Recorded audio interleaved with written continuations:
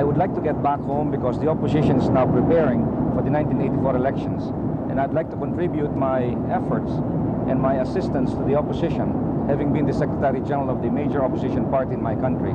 We need at least 4 months to reorganize our grassroots, and then maybe 4 months to campaign, to be ready, to be in shape for 1984. Has there been an effort to stop you from coming back, and why would there have been this effort? There has been tremendous effort to get me back. I mean, they denied my passport, they denied travel document, and I'm really puzzled why they would do that, because considering I have a death sentence, and considering that they have so many charges against me, I thought that they will welcome me back to make me face those charges. But then they brought me official communications asking me to delay my return by at least 1 month or maybe more, without any assurances that after 1 month I'll get a travel document. I don't know really why. You have no idea why Marcos would not want you back? I guess your guess is as good as mine. But I really want to get back to talk to the president. I feel that as long as I'm 10,000 miles away, I will not have the opportunity to talk to him. But if I'm in prison, if I'm his captive, I think he will condescend to talk to me, because I'd like to talk to him really to discuss some of the problems besetting our country, and maybe the opposition can help in the solution of those problems. What do you expect to happen when we get to Manila? I don't know. I have been reading in the press reports that they will put me back in a plane, in this same plane, and send me back to my port of embarkation. But I don't know how they can do that, because I'm a Filipino and I've lost my passport. I have no visa to Taipei, so I don't know how they can send me back. I really hope that they will allow me to stay in my country. It's my homeland. I don't mind if they put me back in jail. I have a death sentence, and in fact I'm coming back to tell them if they think I'm guilty, I'm ready to be shot. But if not, I would like them to free me so that I can discharge my duties for the opposition. What is the connection between your going back now and President Reagan visiting the Philippines in a few months' time? I think it's pure coincidence, because when I planned my return to the Philippines, President Reagan has not even announced his visit, so that it was just plain timing. I repeat, my fellowship ended 30 June, and I had to clear out of America. Otherwise, I'll have to get another fellowship for a year, and that will mean that I won't be able to come back until about June of 1984. So the visit of President Reagan was really coincidental, I think. What are your own political ambitions? I've said time and again that I no longer crave for office, but I feel that I have a duty to discharge for my party and my colleagues, and I will just help in the rebuilding of our grassroots organization. I am humbled with a lot of legal cases, and I feel that history has really passed us by, and it's time for us now to help the younger elements of the party for leadership.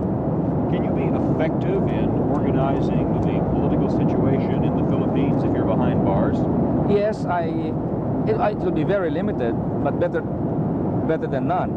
I can be more effective in the Philippines than in America, 10,000 miles away, so that even if I'm in prison, as I did in 1978, I will be able to meet with my lawyers, who in turn will be able to pass on the messages to the grassroots worker. But the fact alone that I'm in the Philippines means a lot, psychologically and morally for our followers. I don't think a general should be 10,000 miles away from the battle. He should be leading his troops, even if he should lead them from prison. Why do you think that President Marcos has been so much opposed to you over the years and considers you to be so much of a threat? I don't know. There's really an age gap between me and the president. I am 50 and he's 66, and I suppose it's just like an older brother not understanding a younger brother. But we have had no personal differences. He's been with the Nationalista Party when I switched to the Liberal Party, and I really don't know. I only hope that he'll give me a chance to talk to him when I get back, and hopefully convince him on some things that I'd like to see happen in our country. I would like to reiterate, I am not out to overthrow him. On the contrary, I submit that I could be his best friend, because the opposition can be of help in restoring democracy in my country, and that's all we're asking for. What, very simply, do you think that he should be doing he's not doing now? I feel that he should now prepare the country for the time when he will pass away, and therefore I'd like to see the beginnings of freedom of the press. Then after that, we should have free, clean and honest election, credible election, and then we can go into restructuring the economy to help the poor, because the final bottom line thing here is, how well is the government helping the majority of the impoverished Filipinos? We have to address ourselves to the problem of the worker, the rural worker, the industrial worker, the very poor in my country. So that when you go to Southeast Asia, Taiwan is, for example, is example. It has progressed tremendously. Korea, Hong Kong, Singapore, and I see no reason why the Philippines cannot duplicate that. So I do believe that there is a tremendous room for improvement. And I think if the President will give the opposition a chance to contribute its input, the Philippines can move forward. Now, the government has said that they have denied you travel documents because it's not safe for you to come back, that you would be possibly the victim of an assassination attempt. Well, is there a danger, a physical danger to you in going back? I suppose there's a physical danger because, you know, assassination is part of public service. Look at poor President Reagan. He got shot because Hinckley fell in love with Jodie Foster. So that's part of the hazard of the game. My feeling is we all have to die sometime. Now, if it's my fate to die by an assassin's bullet, so be it. But I cannot be petrified by inaction or fear of assassination and therefore stay in a corner. I have to suffer with my people. I have to lead them because of the responsibility given to me by our people.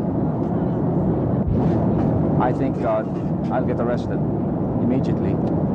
Now, I am hoping that they will allow the press in Manila at least to talk to me. And therefore, I'll make my appeal to President Marcos directly through the local press. But I'm willing to go back to jail. I've asked them for no, so I'm prepared for that.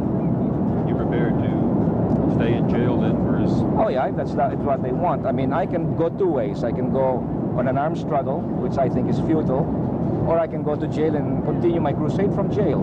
And I don't think the jail has been an honorable place.